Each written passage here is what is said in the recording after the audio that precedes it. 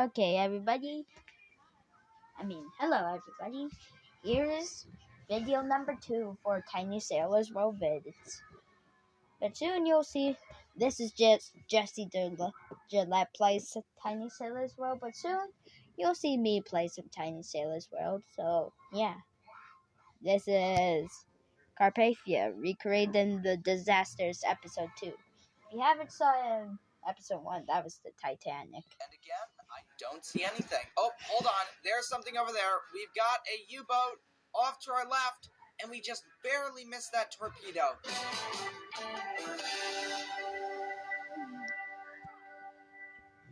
Hey guys, welcome back to another video, and today's video we are back in Tiny Sailor's World.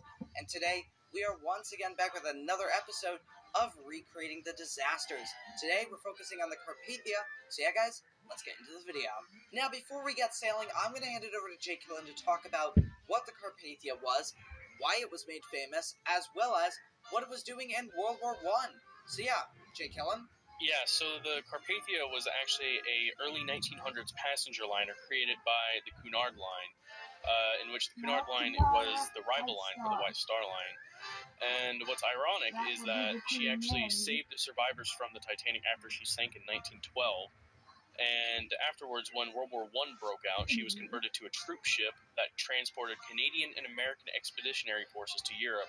And on July 15th in 1918, she departed Liverpool along with a convoy following a zigzag pattern in accordance with procedures against U-boat attacks. And then a few days later, on July 17th, she was actually torpedoed and sunk. So yeah, that's actually what happened to the Carpathia, if you didn't know. You know, I didn't know for the longest time, but yeah, the Carpathia was torpedoed and sank in World War I.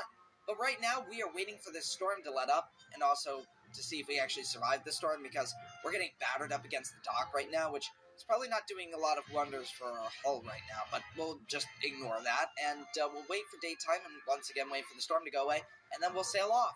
We're actually getting completely moved, even though that our anchors are down, which is a little concerning.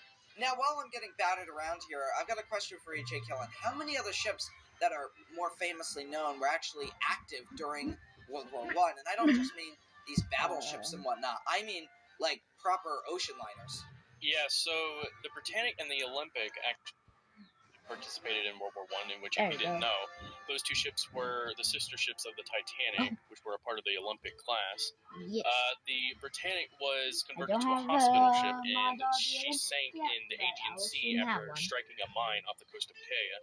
And the Olympic was converted to a troop ship, which was responsible for ferrying Canadian troops and American troops, I believe, along over to Europe to fight in the war. And another very famous one that everyone may know is the sinking of the Lusitania. Similar to the Carpathia, she was torpedoed and sunk. And what's interesting about that is that people actually thought the Britannic was struck by a torpedo, even some of its survivors, but later was found out to be a mine.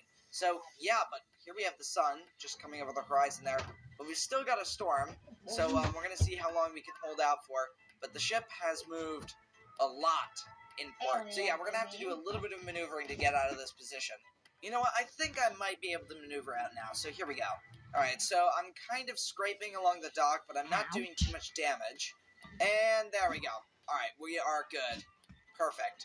Alright, so the Carpathia has departed port. Definitely not in a very stylish way. We just kind of dragged along the side of the dock there, and our propeller was black, cutting into the concrete. But other than that, we are now good. So we are going to start making our way towards New York, because the Carpathia was actually making its way towards Boston. So they're close enough to each other that we should just go to New York. So yeah, let's go. Now, once we actually leave the port, what I'm going to do is I'm going to make sure that we go in a zigzag pattern. See if we can survive that. Wow, look at that. Right over there, we can actually see a tsunami just passing by, which obviously is something Hold on, guys. I need to see to make sure that we go in a zigzag pattern. Where he see if we can departed. survive that. Southampton. Wow, look at that. Right over there, we can actually see a tsunami just Which passing Carpathia by, would never see on which her final obviously is something voyage. that the Carpathia didn't really experience.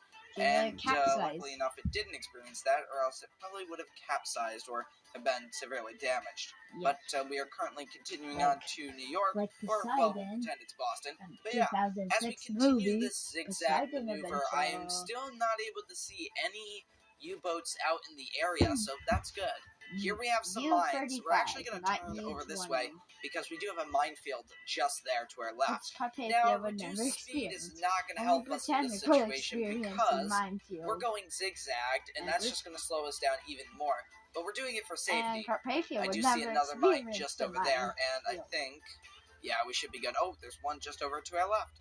And again, I don't see anything. Oh, hold on. There's something over there. We've got a U-boat off to our left. And we just barely missed that torpedo. So they are just off to our left. So we are going to take evasive maneuvers. Really, all we can do is just keep the zigzagging going. And there we go. We've been struck by a torpedo.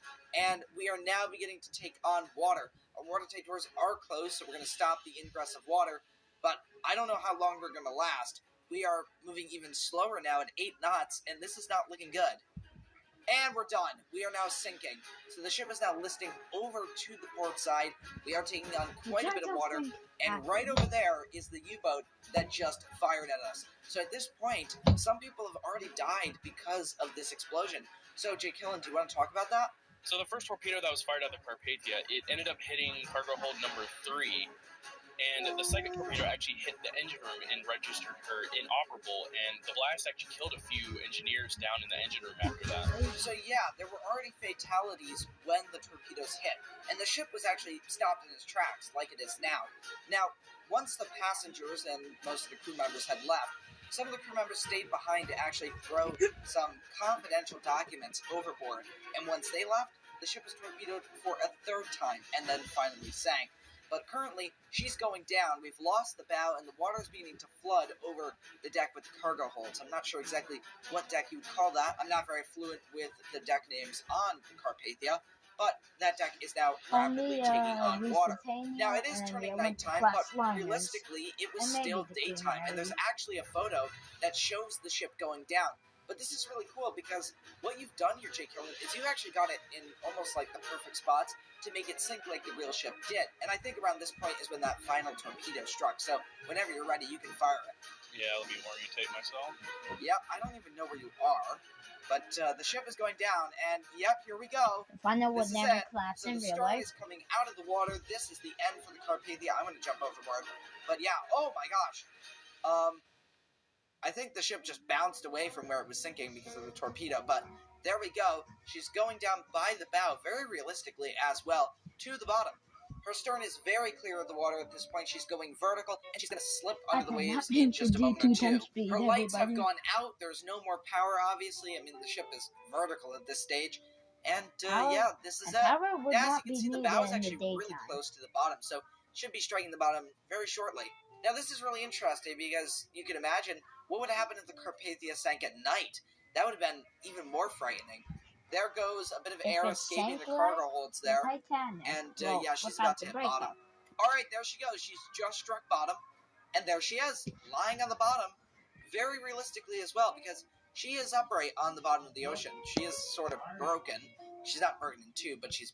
Okay, guys, don't forget to like, comment, share, and subscribe, and I'll see you all in the next video. Bye.